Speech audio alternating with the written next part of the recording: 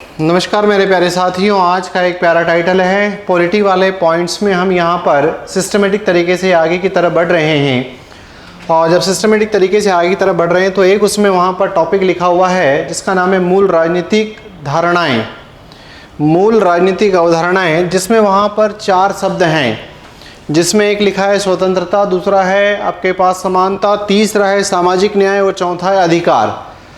तो ये भी आपके पास यहाँ पर एक कॉन्सेप्चुअल वाला जो है वो टाइटल है आपके पास। इट मीन्स अगर हम यहाँ पर बात करें तो एक बार पढ़ करके इसको छोड़ना है, बार बार बिना कारण याद करने वाले टाइटलों में से नहीं है। अब इसके बाद जब एक पॉइंट आपके पास लोकतंत्र और विविधता वाला आ जाएगा, उसके जस्ट बाद फिर बहुत सारी ऐसी चीज़ें रहेगी जो याद ही करने लायक हैं।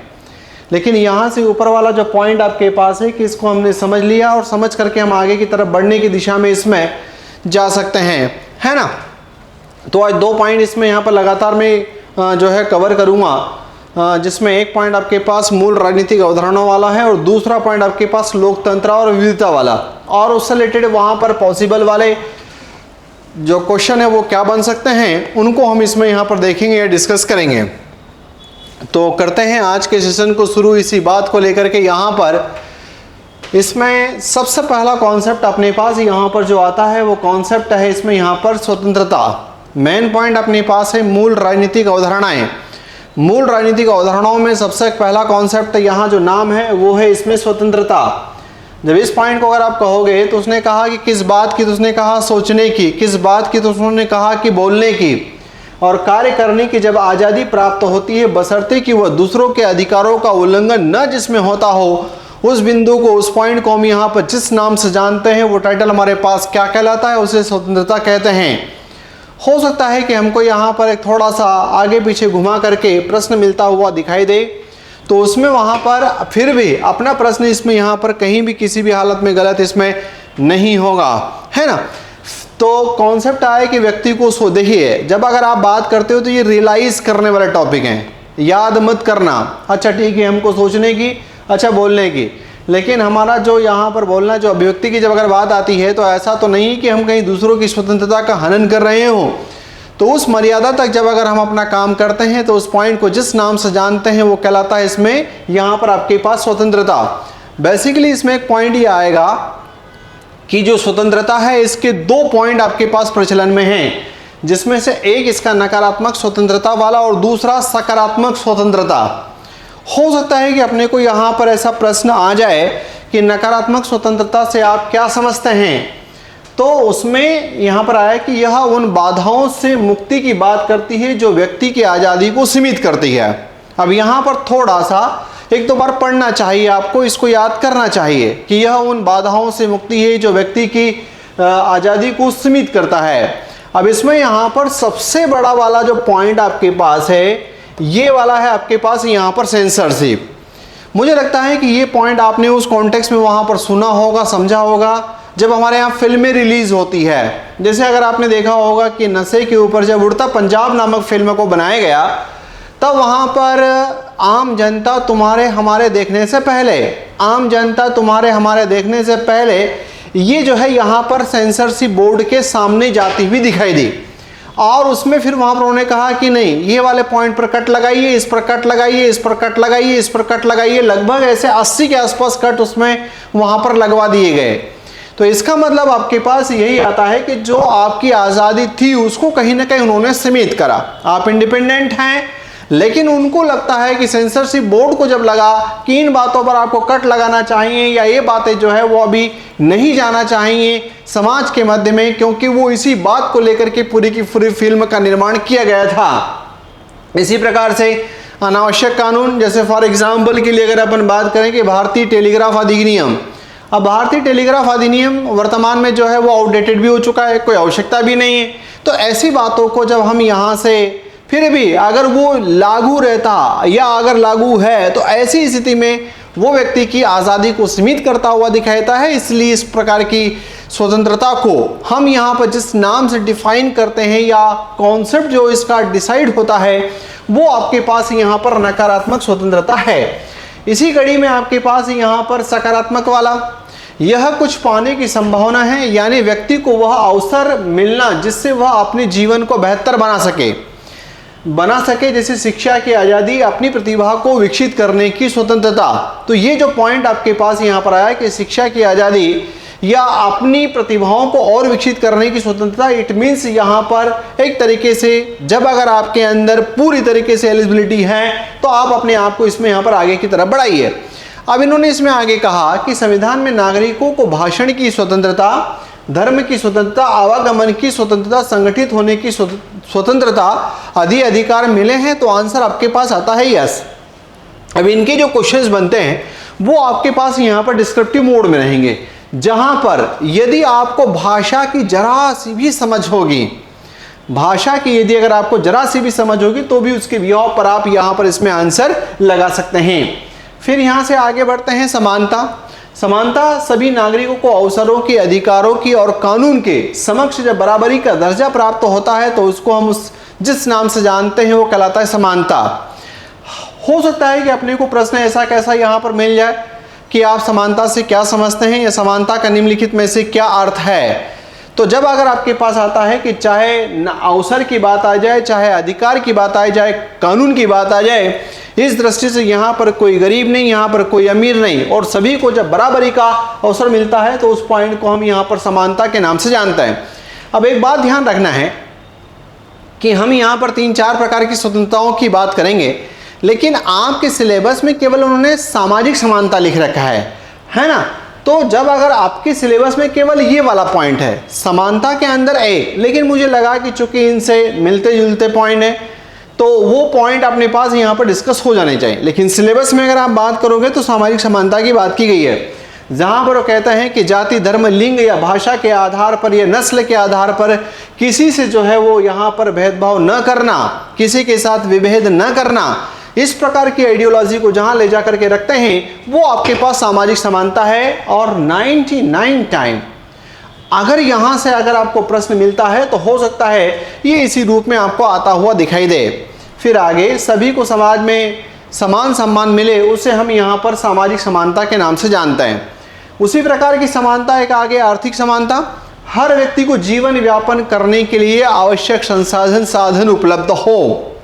फिर यहाँ पर धन के अत्यधिक संकेंद्रण को रोका जाए। जैसे अगर अपन देखें इसमें यहाँ पर, तो जब आप यहाँ पर पूंजीवाद की तरफ अगर बढ़ोगे तो धन का संकेंद्रण निजी हाथों में हो रहा है।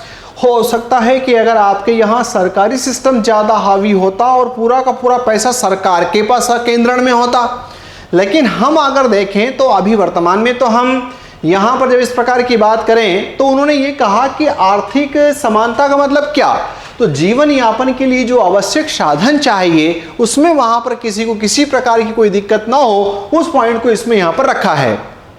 फिर पॉइंट लिए इसमें यहाँ पर राजनीतिक समानता, हर नागरिक को मतदान करने का, हर नागरिक को चुनाव लड़ने का, हर जो है नागरिक को राजनीतिक दल बनाने का समान अधिकार मिले।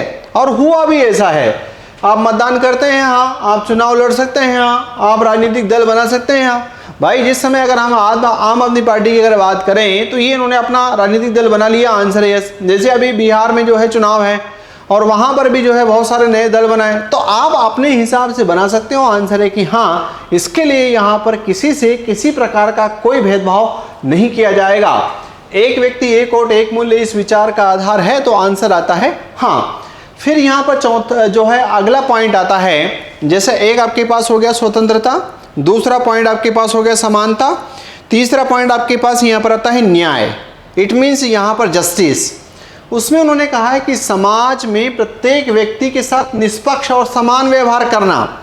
ऐसा नहीं जैसे आज अगर आपने देखा होगा ये कोई एक मैटर था, छत्तीसगढ़ के जो सीएम साहब हैं, अगर हम भूपेश बघेल साहब जो पूर्व सीएम की बात करें, तो वो जो है किसी मैटर को लेकर के सीधे सुप्रीम कोर्ट चले गए। तब उन्होंने वहाँ पर कहा कि क्या संपन्न जो लोग होते हैं वो सीधे सुप्रीम कोर्ट की तरफ रुख करेंगे, क्या उनको वहाँ पर पूरी प्रोसीजर को फॉलो नहीं करना चाहिए कि यदि मैटर जिला कोर्ट के लायक है तो जिला कोर्ट जाएं, फिर वहाँ से हाई कोर्ट जाएं, और फिर वहाँ से अगर समाधान नहीं होता है तो उधर की तरफ आएँ।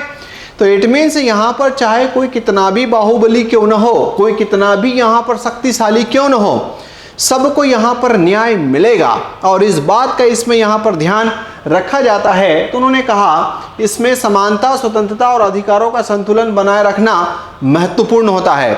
अब यहाँ पर न्याय में भी अलग अलग प्रकार की बात आती है। जैसे एक बात है आपके पास सामाजिक न्याय, तो उन्होंने कहा कि समाज के सभी वर्ग, वंचित, पिछड़े और दलित वर्गों को बराबरी का दर्जा देना। इसका मतलब ऐसा नहीं है कि यहाँ पर जो आर्थिक रूप से बहुत संपन्न होगा वो बड़ा पावरफुल होगा और बाकी लोग नीचे चले जाएंगे। फिर यहाँ पर भेदभाव, जातिवाद और छूत को खत्म करना। आरक्षण जैसी नीतियाँ सामाजिक न्याय को बढ़ावा देती है। सामान्यतः हम आरक्षण की सहायता से जो निचले तबके की जो जातियाँ होती हैं उनको कहीं ना कहीं ऊपर की तरफ उठाने का जो प्रयास करते हैं, तो वो पॉइंट आपके पास यहाँ पर इसमें आता है। दूसरा जो पॉइंट आता है इसमें यहाँ पर आर्थिक न्याय, धन और संसाधनों का न्याय संगत वितरण हो, अमीरी गरीबी की खाई को कम करते चलें। हालांकि ये पढ़ने में तो अच्छा लगता है, संभव नहीं है। श्रम का उचित मूल्य मिले और न्यूनतम वेतन, गरीबी हटाना इसके कहीं ना कहीं उदाहरण है। गरीबी हटाना इट मीन्स हम आर्थिक न्याय की तरफ बढ़ रहे हैं। उसके बाद में न्यूनतम वेतन, जैसे मान लो अगर आप 6 पे से 7 पे में आए, तो जहाँ 6 पे में अगर आपका 7,000 के आसपास अगर न्यूनतम वेतन था, तो जब 7th पे में आया तो 18,000 हुआ। जब यहाँ से आप इसमें आगे की तरफ बढ़े तो हो सके 40-42 हज़ार हो जाए, कम से कम इतनी सैलरी तो मिलेगी, है ना। तो इसमें इस प्रकार की बातें यहाँ पर आता है कि कहीं ना कहीं हम इस प्रकार का प्रयास करते हैं कि आर्थिक रूप से भी लोगों को न्याय मिलता रहे। फिर यहाँ पर आता है राजनीतिक न्याय, सभी नागरिकों को राजनीति में भागीदारी करने का समान अधिकार देना, जैसे वोट देने का अधिकार, चुनाव लड़ने का अधिकार, सार्वजनिक पद धारण करने का अधिकार। तो यहाँ पर भी किसी के साथ किसी प्रकार कोई भेदभाव नहीं किया जाएगा और न्याय उनको मिलेगा। फिर आगे की तरफ कानूनी न्याय, सभी को कानून के समक्ष समान अधिकार प्राप्त हो, चाहे एक तरफ आपका केस हो, दूसरी तरफ यहाँ पर अगर अंबानी साहब का केस हो, तब भी दोनों को ही जो है वो कानून की दृष्टि से यहाँ पर समान देखा जाएगा। न्यायपालिका से निष्पक्ष न्याय की उपलब्धता और विधिक सहायता, मतलब यहाँ पर कानूनी सहायता कि यदि कोई व्यक्ति अपने आप में यहाँ पर करने में सक्षम नहीं है तो उसको जो है मिलना। समान न्याय प्रणाली और कानूनी न्याय कहीं न कहीं इसके उदाहरणों में आते हुए दिखाई देते हैं। फिर चौथा शब्द था आपके पास मूल राजनीतिक अवधारणाओं में, चौथा शब्द था अधिकार, है ना। तो अब देखो कि बेसिकली ये सब यहाँ पर कॉन्सेप्ट हैं। आगे अधिकार वे आवश्यक स्वतंत्रताएं हैं जो व्यक्ति को समाज और राज्य के सहयोग से प्राप्त होती है। जो व्यक्ति को समाज और राज्य के सहयोग से प्राप्त होती है, ये उसके व्यक्तित्व विकास के लिए आवश्यक होते हैं। राज्य इन्हें मान्यता और सुरक्षा कहीं ना कहीं प्रदान करता है। ठीक है, अब यहाँ पर जब अधिकारों की बात करते हैं तो यहाँ पर भी कई प्रकार के आते हैं। जैसे एक पॉइंट आपके पास मौलिक अधिकार है, तो एक आपके पास मानव अधिकार भी होता है। अगर आप मौलिक अधिकारों की बात करते हो तो आपके पास मानव अधिकार भी है। अब मौलिक अधिकार जैसे यहाँ पर अभी सिंपल रूप में देख लें, इसमें केवल इनके नाम पढ़ लें 6 के, इसके बाद एक पूरा का पूरा चैप्टर ही आपके पास मौलिक अधिकार, मौलिक कर्तव्य, राज्य के निर्देशित तत्व आदि प्रकार की बातों को लेकर के है ना। तो इसमें यहाँ पर जब आता है तो मौलिक अधिकार भारत का जो संविधान है उसके भाग 3 में है। और भाग 3 में अगर अपन देखते हैं तो जो आर्टिकल आपके पास यहाँ पर 14 से लेकर के आगे की तरफ 35 तक आप बढ़ते हो, 32 तक आप बढ़ते हो इसमें, जिसमें सबसे पहला पॉइंट समानता का अधिकार जो 14 से लेकर के 18 तक, स्वतंत्रता का अधिकार 19 से लेकर 22 तक। ये क्या होते हैं, इनको बहुत बढ़िया तरीके से जब इसका पर्टिकुलर चैप्टर आएगा नीचे की तरफ इसके आगे जस्ट वही यूनिट है, वहां पर हम इनको अच्छे से देख लेंगे। शोषण के विरुद्ध अधिकार 23 और 24 नंबर का है ना। धार्मिक स्वतंत्रता का अधिकार 25 से 28, सांस्कृतिक और शैक्षिक अधिकार 29 और 30, और संवैधानिक उपचारों का अधिकार 32। ये वाले पॉइंट जो है वो आपके पास कहीं ना कहीं हैं।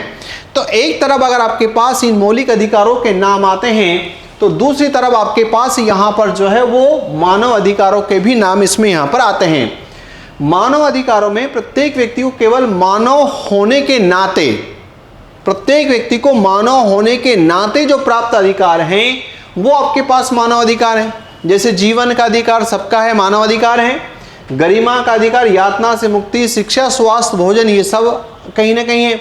ये सार्वभौमिक हैं, अपरिहार्य हैं और अविभाज्य हैं। इसका मतलब यहाँ पर कि किसी के साथ उनको भाज्य करने का सवाल ही नहीं उठता, सबको ही मिलेंगे। मानव अधिकार आयोग इनकी रक्षा करता है। अगर आप यहाँ पर भारत के परिप्रेक्ष्य में बात करोगे तो राष्ट्रीय मानव अधिकार आयोग, जब राज्य के परिप्रेक्ष्य में अगर आप बात करते हो तो राज्य मानव अधिकार आयोग, है ना। फिर यहाँ पर अगर इसमें देखें तो एक आपके पास है, पहला मौलिक अधिकार हो गया, दूसरा आपके पास यहाँ पर मानव अधिकार हो गए, तीसरा आपके पास विधिक अधिकार। विधिक में से क हटा दोगे तो बचा विधि। विधि का मतलब होता है आपके पास कानून या लॉ, है ना। वे अधिकार जो संसद या विधानमंडल द्वारा, संसद इट मीन्स आपके पास यहाँ पर लोकसभा, राज्यसभा और राष्ट्रपति से मिलकर के संसद बनी हुई होती है, या विधानमंडल द्वारा बनाए गए कानूनों के तहत दिए जाते हैं। जो विधिक अधिकार हैं, जैसे क्या आपने शिक्षा का अधिकार अधिनियम के बारे में सुना है? क्या आपने सूचना का अधिकार अधिनियम के बारे में सुना है? क्या आपने उपभोक्ता संरक्षण अधिनियम के बारे में सुना है? तो ये जो आपके पास शिक्षा का अधिकार अधिनियम हो या सूचना का अधिकार अधिनियम हो या उपभोक्ता संरक्षण अधिनियम हो, ये कहीं ना कहीं आपके पास विधिक अधिकारों में जाते हुए दिखाई देते हैं। पर ये मिलते कैसे हैं कि जो संसद द्वारा या जो विधानमंडलों द्वारा, इसमें इट मीन्स जब अगर संसद की बात करते हैं तो आप दिल्ली की तरफ रुख कर देते हो। अगर आप यहाँ पर विधानमंडलों की बात अगर कर दो, विधानसभाओं की बात कर दे, तो आप मध्य प्रदेश के कॉन्टेक्स्ट में भोपाल की तरफ रुख करोगे, है ना। द्वारा बनाए गए कानूनों के तहत रहते हैं, इनके उल्लंघन होने पर व्यक्ति न्यायालय की सहायता ले सकता है। जैसे मान लो अगर आपके शिक्षा का अधिकार अधिनियम का उल्लंघन हो जाए, आप जा सकते हो कोर्ट में, आंसर यस। यदि राइट टू इन्फॉर्मेशन, सूचना के अधिकार का अधिनियम का उल्लंघन हो जाए तो आप जा सकते हो, आंसर यस, है ना। परंतु इन्हें संसद द्वारा बदला या हटा जा सकता है। यदि संसद को लगता है कि यार ये कोई ज़्यादा यूजफुल नहीं है, ठीक है बने थे तब बना दिए गए, लेकिन अब इनकी आवश्यकता नहीं है, तो इनको हटाया भी जा सकता है। तो ये आपके पास यहाँ पर पॉइंट आता है, विधिक अधिकारों में बात इसमें करते हैं, है ना। जैसे शिक्षा का अधिकार अधिनियम, और उसी प्रकार से आपके पास राइट टू इन्फॉर्मेशन, सूचना का अधिकार अधिनियम की बात इसमें यहाँ पर आती है। अब ये जो आपके पास मूल राजनीतिक अवधारणाएं, जिन चार अवधारणाओं की यदि अगर अपन बात करें, जिन चार अवधारणाओं की बात की जाए तो उसके बिहाव पर जो है वो आपके पास यहाँ पर इसमें प्रश्न जो है वो कहीं ना कहीं किस प्रकार के बन सकते हैं उसको अपन इसमें यहाँ पर देखते हैं, है ना। जैसे इसमें यहाँ पर आए न्याय का अर्थ। न्याय के अर्थ का मीनिंग क्या होता है? उन्होंने कहा केवल दंड देना, कानून का पालन करना, समाज में समानता, स्वतंत्रता और अधिकारों का संतुलन, और डी पॉइंट आपके पास आता है कि कर वसूली। तो यदि अगर आपके पास आता तो इसका आंसर जो है वो आप क्या लगाते? बिल्कुल सही जवाब इसका आंसर आपके पास यहाँ पर लगता समाज में समानता, स्वतंत्रता और अधिकारों के संतुलन की बात कहीं ना कहीं आती हुई दिखाई देती है ना। फिर चलते हैं यहाँ से आगे की तरफ। अगला प्रश्न अपने पास है यहाँ पर, वो है इसमें 43। एक व्यक्ति, एक वोट, एक मूल्य किस अवधारणा को दर्शाता है? ए स्वतंत्रता को दर्शाता है, बी समानता को दर्शाता है, सी अधिकार को दर्शाता है, और डी न्याय को दर्शाता है। तो इसका आंसर जो है वो आप इसमें यहाँ पर क्या लेंगे? इसका आंसर जो है वो आप इसमें क्या लेंगे? 43 का आंसर इसमें यहाँ पर क्या आएगा? एक व्यक्ति, एक वोट, एक मूल्य की जब अगर अपन बात करें तो ये स्वतंत्रता से रिलेटेड है या समानता से रिलेटेड है या फिर आपके पास अधिकार से या फिर न्याय से? बिल्कुल सही जवाब इसका आंसर ये जाएगा कि जिससे कनेक्शन है वो आपके पास पॉइंट क्या है, तो इसका आंसर आपके पास यहाँ पर समानता है ना। चलते हैं अगला क्वेश्चन। इसमें क्वेश्चन नंबर आपके पास यहाँ पर 44। सामाजिक समानता का अर्थ है ए सभी को समान शिक्षा, बी जाति धर्म लिंग आदि के आधार पर भेदभाव न होना, सी सबको संपत्ति देना, और डी सबको कार्य देना। तो सामाजिक समानता का अर्थ इसमें से यहाँ पर 44 का क्या हो सकता है? इसका उत्तर जो है वो क्या जाएगा?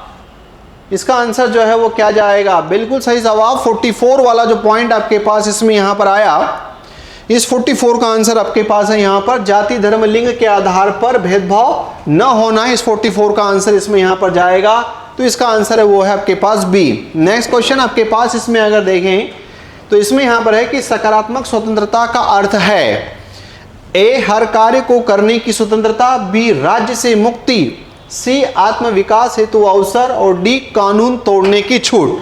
तो ऐसी स्थिति में जो है वो आप इसका आंसर यहाँ पर क्या लगाएंगे? इसका आंसर जो है वो आपके पास यहाँ पर क्या लगेगा?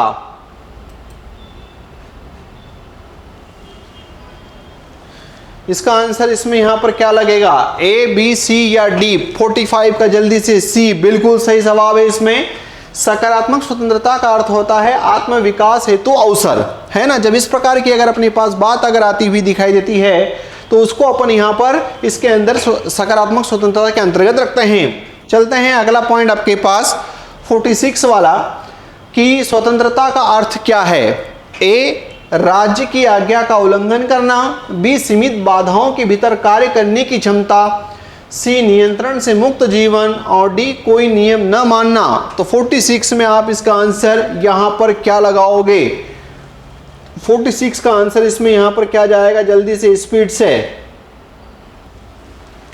बिल्कुल सही जवाब 46 का आंसर जाएगा कि सीमित बाधाओं के भीतर जब कार्य करने की अनुमति मिलती है तो उसको हम यहाँ पर स्वतंत्रता के नाम से जानते हैं। नेक्स्ट पॉइंट 47, मौलिक अधिकारों का उल्लेख संविधान के किस भाग में किया गया है? ए, भाग 2, भाग 3, सी जो है आपके पास यहाँ पर भाग 4 और डी भाग 5। बिल्कुल सही जवाब इसका आंसर अपने पास है यहाँ पर कि मौलिक अधिकारों का जो उल्लेख है संविधान के किस भाग में है, तो इसका आंसर आपके पास यहाँ पर बी जाएगा। सभी का आंसर इसमें सही है। नेक्स्ट क्वेश्चन देखें, मानव अधिकारों की सुरक्षा हेतु भारत में कौन सी संस्था गठित की गई है? ए, योजना आयोग, बी, मानव संसाधन मंत्रालय, सी, राष्ट्रीय मानव अधिकार आयोग, और डी, उच्चतम न्यायालय। क्या लगेगा इसका आंसर? बिल्कुल सही जवाब इसका आंसर आपके पास जाएगा राष्ट्रीय मानव अधिकार आयोग, जो भारत में, क्योंकि अगर आप अंतर्राष्ट्रीय की बात करोगे तो अंतर्राष्ट्रीय मानव अधिकार आयोग, भारत में जब बात करोगे तो राष्ट्रीय मानव अधिकार आयोग, जब राज्य की अगर आप बात करते हो तो राज्य मानव अधिकार वाला कॉन्सेप्ट इसमें यहाँ पर आता हुआ दिखाई देता है। तो 48 का आंसर है वो है इसमें यहाँ पर क्या, सी। नेक्स्ट क्वेश्चन 49, विधिक अधिकार होते हैं। ए, केवल संविधान में वर्णित, बी, केवल न्यायालय द्वारा दिए गए, सी, संसद द्वारा बनाए गए कानूनों के अंतर्गत प्राप्त अधिकार, और डी, केवल मौलिक अधिकार। इसका उत्तर जो है आप यहाँ पर क्या लेंगे? ए, बी, सी, डी में से इसका आंसर जो है वो क्या आएगा? स्पीड से। बिल्कुल सही जवाब इसमें है आपके पास कि संसद द्वारा बनाए गए और कानूनों के अंतर्गत प्राप्त अधिकार जो हैं वो किस प्रकार के अधिकार कहलाते हैं, तो उनको विधिक अधिकार कहा जाता है। फिर चले यहाँ से आगे की तरफ, अगला क्वेश्चन अपने पास है यहाँ पर, निम्न में से कौन सा समानता का अंग नहीं है? ए, राजनीतिक समानता चाहिए, बी, जातीय समानता चाहिए, सी, आर्थिक समानता चाहिए, या डी, सामाजिक समानता चाहिए। तो उन्होंने कहा कि जब समानता की बात करें तो इसमें से यहाँ पर कौन सी नहीं है? बिल्कुल सही जवाब इसका आंसर ये जाएगा कि जब अगर हम यहाँ पर बात करते हैं तो राजनीतिक, आर्थिक और सामाजिक समानता की बात होती है ना। लेकिन जब अगर हम यहाँ पर जातीय समानता की बात करते हैं तो ये जो है संभव नहीं है। नेक्स्ट क्वेश्चन आपके पास 51, अधिकार किससे प्राप्त होते हैं? ए, व्यक्ति की इच्छा से, बी, सामाजिक नियमों से, सी, राज्य की मान्यता और संरक्षण से, और डी, प्राकृतिक शक्तियों से। अधिकार किससे प्राप्त होते हैं? ए, बी, सी, डी। क्या लगाओगे 51 का आंसर? बिल्कुल सही जवाब इसका आंसर जाएगा राज्य की मान्यता और संरक्षण से जो है इसका कहीं ना कहीं मीनिंग निकलता है। तो 51 का बिल्कुल सभी लोगों का आंसर इसमें यहाँ पर सही है ना। इसी से जो है आपके पास यहाँ पर आगे एक थोड़ा सा डिस्क्रिप्टिव और वास्ट वाला पॉइंट लिखा है सिलेबस में, जिसका नाम है लोकतंत्र और विविधता। अब यहाँ पर इस लाइन में लिखा उन्होंने कि लोकतंत्र और विविधता का अर्थ क्या होता है, विशेषताएं क्या है, इन दोनों में समानताएं क्या हैं, इन दोनों में असमानताएं क्या है, और विभाजन क्या, विविधताओं में सामंजस्य क्या एवं टकराव क्या। इतनी बातें जो है उन्होंने यहाँ पर इसमें लिखी है। लोकतंत्र और विविधता वाला जो पॉइंट है उसका अर्थ, उसकी विशेषताएं, उसकी समानताएं, असमानताएं एवं विभाजन, विविधताओं में सामंजस्य एवं टकराव।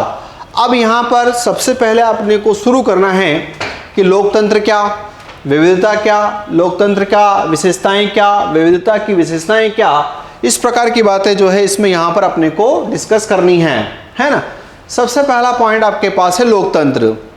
ऐसी शासन व्यवस्था जिसमें जनता द्वारा चुनी गई सरकार, सीधी सी बात है, हमारे द्वारा जो चुनी गई सरकार होती है वही हमारे ऊपर शासन यहाँ पर करती है। सरकार जनता के लिए जब कार्य करती है जिसमें जन भागीदारी, स्वतंत्रता, समानता और अधिकारों की कहीं न कहीं गारंटी दी हुई होती है, उसे हम यहाँ पर जिस नाम से जानते हैं वो कहलाता है आपके पास लोकतंत्र, है ना।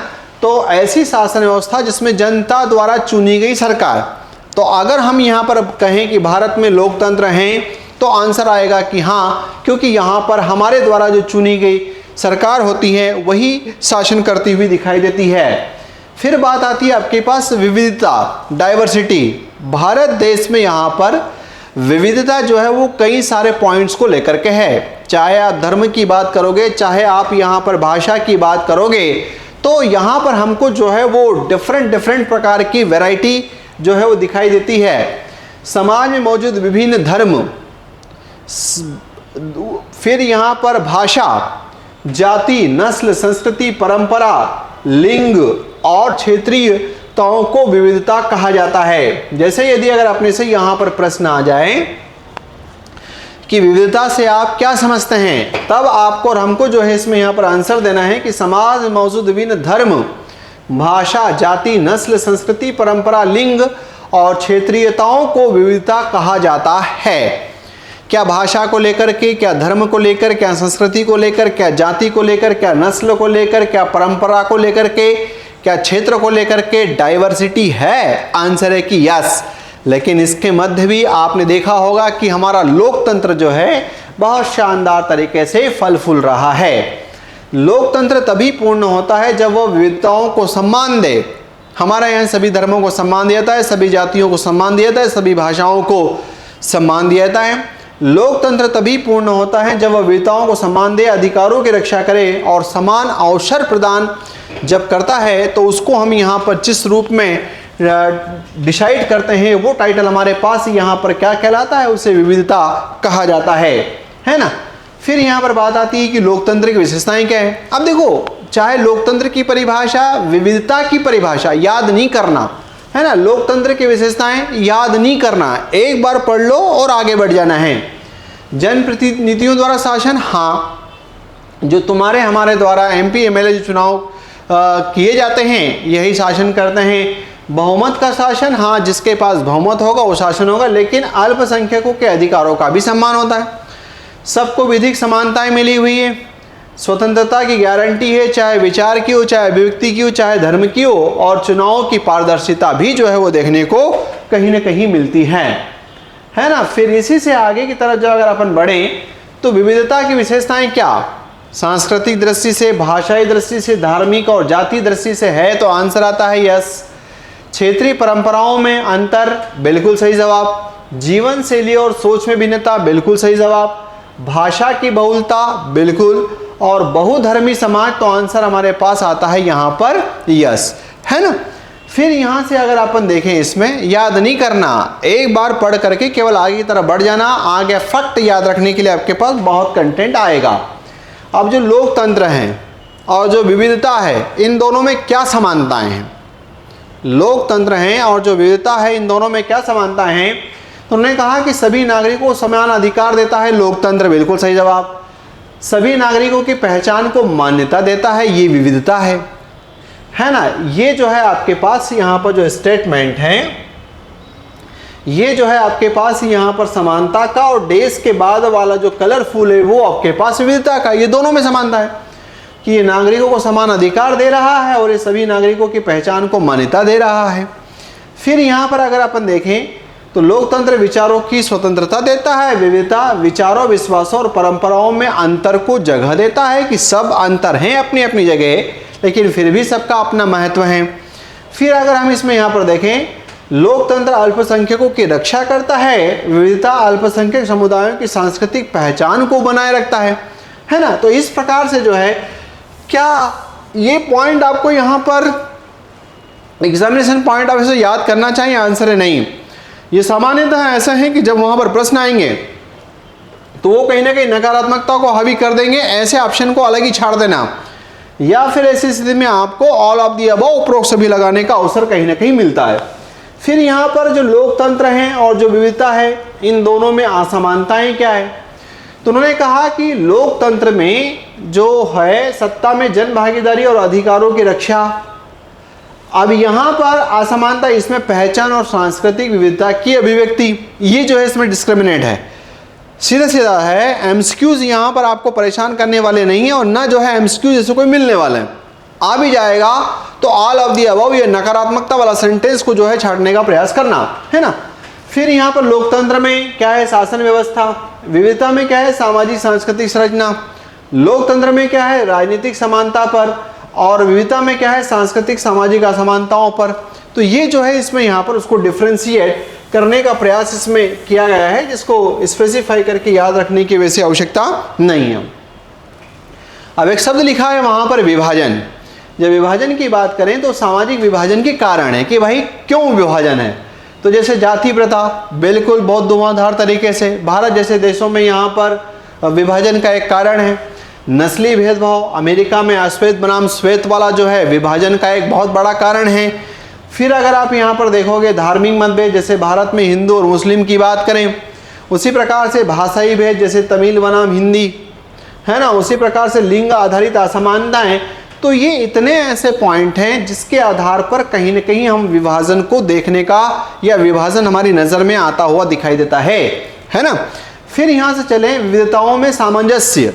अब ठीक है कि हमारे यहाँ विविधताएं हैं, ठीक है कि हमारे यहाँ विविधताएं हैं, लेकिन फिर भी जो है उसमें हमको यहाँ पर कोऑर्डिनेशन बना करके रखना है, सामंजस्य बना करके रखना है। वो क्या है? तो उसने कहा कि संविधान द्वारा सभी को समान अधिकार देना, किसी भी जाति को, किसी भी धर्म का हो, किसी भी संस्कृति का हो, किसी भी क्षेत्र का हो।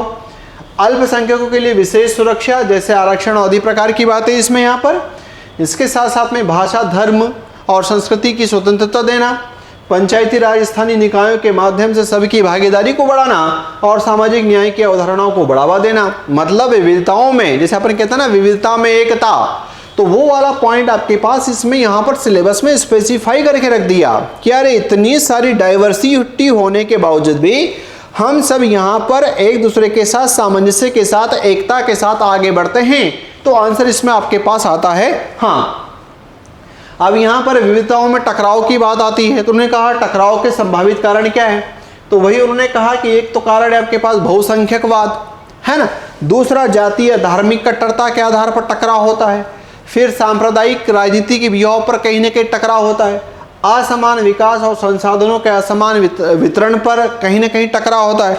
अब इन्हीं टकराव को उदाहरणों से अगर देखें तो जैसे अगर अपन देखें कि श्रीलंका में जो यहाँ पर आपके पास तमिल और सिंहली विवाद है ना, ये जो है 10th की NCERT की बुक से ऐसा कैसा उठाया गया ये चैप्टर है। ये श्रीलंका में तमिल और सिंहली विवाद, ये कहीं ना कहीं आपके पास विविधताओं में टकराव।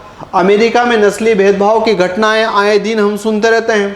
भारत में जातीय आधारित राजनीति और दंगे जो है वो कहीं ना कहीं होते रहते हैं। तो इस प्रकार की बातें जो है विविधता में टकराव को बताती है। अब यहाँ पर इस वाले पॉइंट से, लोकतंत्र और विविधता वाले पॉइंट से एक पॉसिबल वाला एमसीक्यूज क्या हो सकते हैं उसको हम देखें। लोकतंत्र की सबसे प्रमुख विशेषता क्या है? 52। ए, विरासत में सत्ता मिलना। बी, जनता द्वारा चुनी गई सरकार। सी, तानाशाही शासन। और डी, केवल राजा का शासन। लोकतंत्र की सबसे प्रमुख विशेषता इसमें से क्या होगा? जब अगर आप देखोगे तो बिल्कुल सही जवाब, सभी का आंसर इसमें यहाँ पर आ रहा है। वो क्या है इसमें? तो आंसर है वो है इसमें यहाँ पर बी, जनता द्वारा चुनी गई सरकार। नेक्स्ट पॉइंट, विविधता से क्या तात्पर्य है? तो उन्होंने कहा केवल धार्मिक एकता, जाति धर्म भाषा आदि में एकरूपता। सी, समाज में विभिन्न पहचान संस्कृति भाषा आदि का होना। और डी, केवल आर्थिक समानता। क्या जाएगा? बिल्कुल सही जवाब कि जब अगर हमारे पास यहाँ पर विविधता का तात्पर्य यह है कि जब हम इसमें अगर देखें तो उसका एक कहना है कि समाज में विभिन्न पहचान संस्कृति भाषा आदि का होना ही जिस बात को डिनोट करता है वो क्या कहलाता है? विविधता कहलाता है। फिर यहाँ से जब अगले एमसीक्यूज की तरफ बढ़ें तो भारत में लोकतंत्र किस प्रकार विविधता में सामंजस्य स्थापित करता है? ए, समान अधिकार आरक्षण और भाषी स्वतंत्रता के माध्यम से। बी, अल्पसंख्यकों के अधिकारों की अनदेखी करके, है ना, ये ऐसे पॉइंट ऑटोमेटिक कर जाते हैं।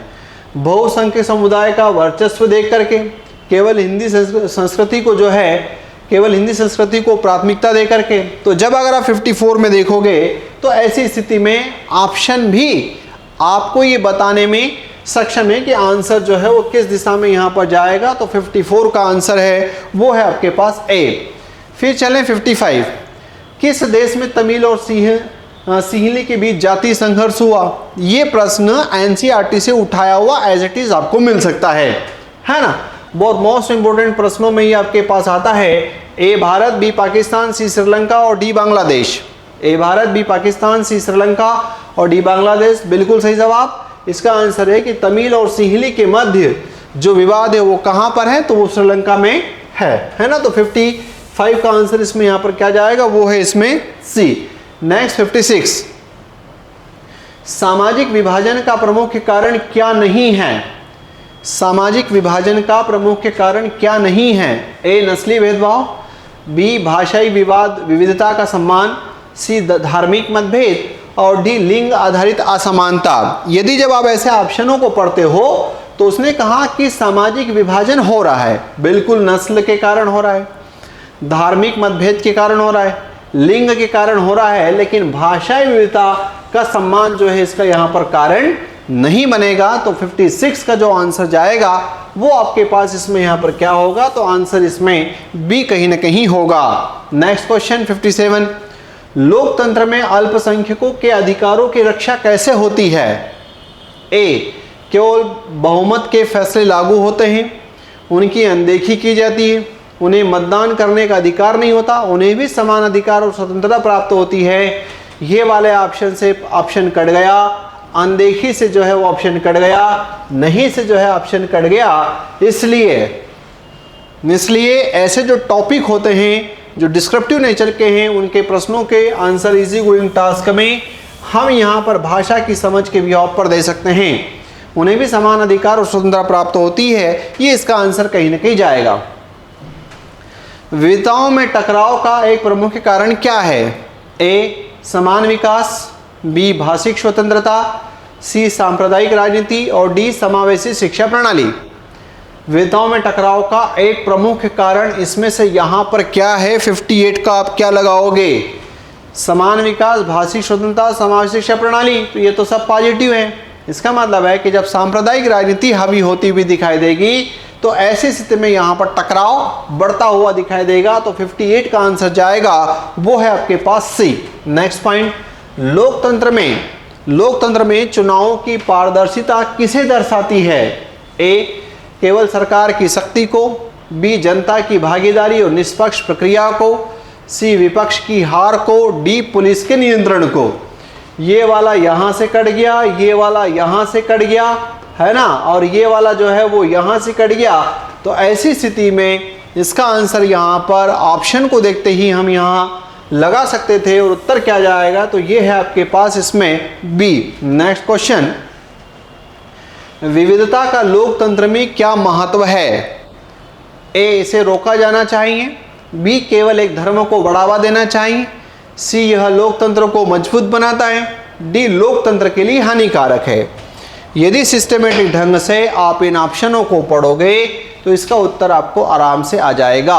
बिल्कुल सही जवाब, रोका जाना चाहिए नहीं, केवल नहीं, हानिकारक है नहीं, यह लोकतंत्र को मजबूत बनाता है। इस प्रकार की बातें हमने इसके जो थ्योरी वाला पार्ट था उसमें वहाँ पर कहीं ना कहीं डिस्कस की थी, ये उसको देखा था। नेक्स्ट क्वेश्चन, भारत जैसे विविध समाज में लोकतंत्र की सफलता किस पर निर्भर करती है?